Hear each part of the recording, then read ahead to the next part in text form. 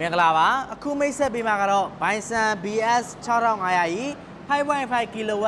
တော်နိုးကျိုးဆွဲမီးစက်ကြီးဖြစ်ပါတယ်ဒီမီးစက်ကြီးက maximum output power ဆိုရင်9500 watt rated output power ဆိုရင်9000 watt ရှိပါတယ်ဒီကောင်လဲကျွန်တော်တို့မီးထွက်ပေါက်2ခုဖြစ်သွားမယ် analog voltmeter လေးနဲ့ဖြစ်မယ် circuit breaker ပါမယ် DC output အတွက်ကျွန်တော်တို့အနည်းအငုတ်လေးတွေလည်းပါဝင်အောင်မယ်ဗျာနော်စီတန်ကီယာဆိုလို့ရှိရင်ကျွန်တော်တို့25လီတာဝင်ဆက်မှာဖြစ်ပါတယ်ဒီဘက်ထမ်းမှာကျွန်တော်တို့ကျိုးဆွဲလို့နှိုးလို့ရမယ်ကျွန်တော်တို့ဒီမှာကျိုးဆွဲစနစ်လေးပါမယ် engine power မြင်းကောင်းရင်15ကောင်အားဖြစ်မယ်ဗျာနော်အာမကန်တစ်နှစ်ပါ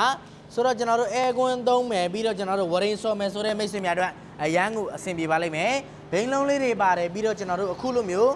လက်ကင်လေးတွေလည်းပါဝင်ပါတယ်တည်ဆောင်ရလည်းလွယ်ကူပါတယ်ဗျာနော်ချိုင်းနေတဲ့လို့ဝယ်ယူအားပေးခြင်းနဲ့ဆိုရင်ကျွန်တော်တို့10ပြားစီကိုဆက်သွယ်လို့ရပါတယ်အသေးစိတ်စုံစမ်းမေးမြန်းလို့ရမယ် hotline ဖုန်းနံပါတ်လေးက